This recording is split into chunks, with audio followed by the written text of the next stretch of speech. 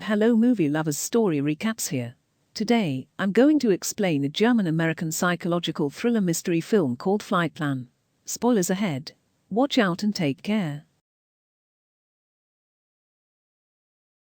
Kyle Pratt is having a difficult night. Kyle, an American aircraft engineer, recently lost her spouse in Berlin, leaving her a widow.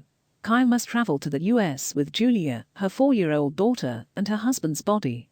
Her doctor has given medicines for Kyle to aid her with her anxiousness.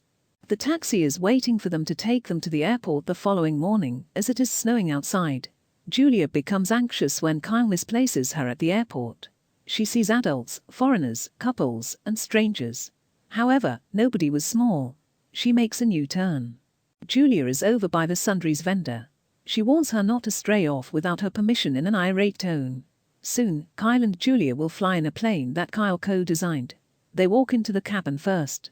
Looking out her window, Julia. She then exhales steam into the glass, which she uses to create a little awkward heart with her finger. Kyle then snoozes. She notices Julia has left her seat as she wakes up from her nap. Kyle tries to ask the other travelers, but no one can remember seeing her. Julia might be playing with kids her age, according to a flight attendant. Kyle searches the aisle for Julia but can't see her anywhere. Kyle keeps looking around, his growing sense of discomfort growing. She checks their row again, where they had slept out. She searches behind that blanket and discovers the bear with one arm. Julia, not this. That's strange. If Julia didn't have her bear, she wouldn't travel. Then she asks Stephanie, a flight attendant, to assist her in locating Julia. As she announces a youngster is missing, Stephanie offers to assist her. Stephanie informs her that there is no record of her daughter boarding the airplane a little while later. To her amazement, Kyle is perplexed. She tries to verify it by displaying her boarding card, because she is certain that her daughter was present. But Kyle can't locate Julia's boarding pass. Additionally, she discovers that her daughter's backpack is stolen from the overhead compartment, which is improbable, given that Julia isn't tall enough to have reached up here on her own. Jean Carson, a sky marshal, notices this circumstance and starts keeping an eye on her as she looks for her kid. Kyle insists on seeing Captain Marcus Rich so she can enlist his help in finding her daughter. The captain inquires as to whether Kyle is now taking any medications, after learning that there is no record of her daughter entering the aircraft. According to Kyle, she was using sleeping drugs to assist with her anxiety following the loss of her spouse. Kyle goes on to say that her husband passed just 6 days ago after falling from their roof, and she doesn't think he committed suicide. The captain and the other crew members believe Kyle has turned insane as a result of her husband's passing, and has had visions of boarding the ship with her daughter. Kyle is adamant about searching thoroughly for Julia. Captain Rich grudgingly concurs and directs the crew to conduct a thorough investigation. The cabin's lights are turned on. All passengers are reminded to stay in their seats during the announcement. When Stephanie descends to the avionics area, she continues to find no 4-year-old girls there. Pratt notices an Egyptian while she is actively looking. She confronts him because she knows who he is. She tries to recall, but her mind is currently too jumbled. Kyle then requests that the captain search the cargo hold for Julia. Captain Rich forbids that and irately complains that hundreds of passengers on this trip are currently going unattended, because all flight attendants are occupied looking for a child who no one believes was ever on board. Kyle reacts bully to it. Then she dashes over to the Egyptian. As she now recalls seeing him last night, looking into her daughter's bedroom, she accuses the man of snatching her daughter. Angered by the accusation, the man produces receipts from the motel where he was staying, which is not even close to her flat. Chaos then follows. The two fights after Kyle compels the man to confess. Her behavior has become tiresome to Carson, who claims that her husband's passing now makes more sense. After spending a few hours with her, even he feels like jumping. Captain Marcus soon after receives a cable from the Berlin hospital, stating that Julia was with her father when he fell off the roof, and also passed away from internal injuries. The crew now thinks she is insane. Kyle vehemently refutes it. She is positive Julia is still on the plane and alive. By inventing such a tale, Kyle has now made Carson feel threatened, so he binds her and keeps her seated. When Lisa, a therapist, approaches and comforts her, Kyle begins to question her own sanity. She is starting to accept the loss of her daughter now.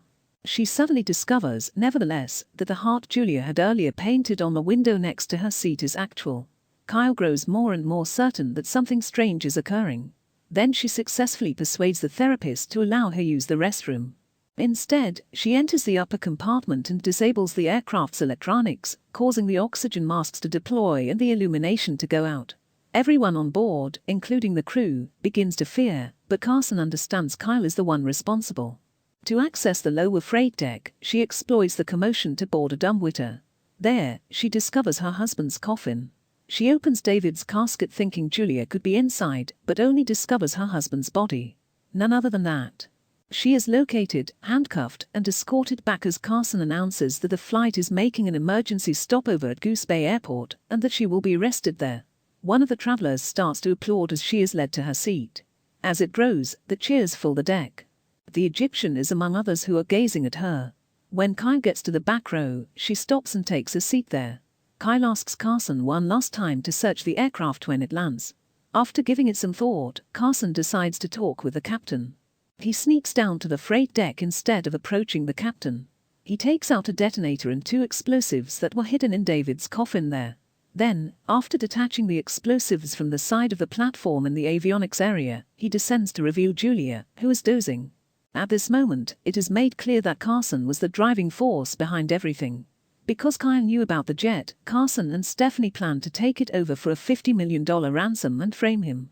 They kidnapped Julia to have Kyle unlock the coffin containing the explosives and detonator. Kyle is a hijacker, Carson informs the captain, and he threatens to detonate the bomb unless the airline deposits $50 million into a bank account.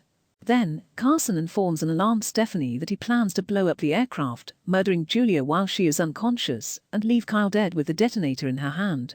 As the jet is about to land, Kyle, who was still unable to believe everything that had transpired, anxiously peers out of the window. The emergency landing has confused other travelers. The passengers leave the aircraft once it has landed. Kyle confronts the captain as he is about to leave, and he yells angrily that the ransom has been paid. This is perplexing Kyle.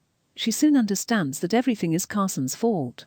He takes advantage of the circumstance to distort the facts and portray Kyle as a terrorist. Knowing this to be true, Kyle chooses to exploit his position as the hijacker by ordering Carson to stay on board, while ordering the crew to leave. Carson hesitates, but he is aware that if he does nothing, it will be assumed that he is the one carrying out the ruse. Kyle uses a fire extinguisher to knock Carson out as soon as the plane's door closes. He then shackles him to a rail and removes the explosives from his pocket. Steph emerges from hiding. Carson becomes alert once more.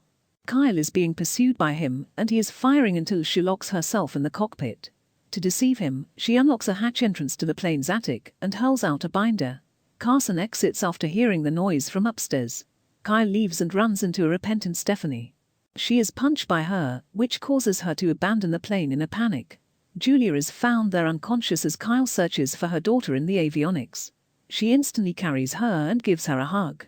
Following quickly, Carson explains that he killed her spouse in order to hide the explosives inside his coffin at the checkpoint, because he knew it wouldn't be examined there. As Carson fires at her as she closes the door, Kyle pulls Julia into the non-combustible hold of the airplane. Carson is holding the detonator. She sets the bombs off, shielding them with the hold's non-combustible walls as the plane explodes, killing Carson. The staff and passengers watch the explosion in disbelief. A few while later, Kyle and her daughter show up. All the passengers are astonished to learn that Kyle had been telling the truth the entire time as she carries her daughter out onto the tarmac. Captain Rich approaches Kyle the following morning in the airport terminal and expresses regret for his doubts. The FBI arrests Stephanie and leads her away, telling them along the way that the director of the Berlin mortuary has also been taken into custody. Julia is being carried by Kyle through the passengers who have realized the truth. Everyone is shocked and feeling a little bad for not trusting her. Before placing her kid in a vehicle to transport them away, Julia awakens and asks groggily. They prepare to go and ask, "Are we there yet?" In the climactic scene, the Egyptian traveler offers to assist her pick up her suitcase out of respect and contrition. The movie ends in like-way flight plan. Don't forget to subscribe for more recaps like this, switch on alerts, and give the channel a thumbs up to help it grow. Thank you for taking the time to watch. Let's meet up the next day for another evaluation.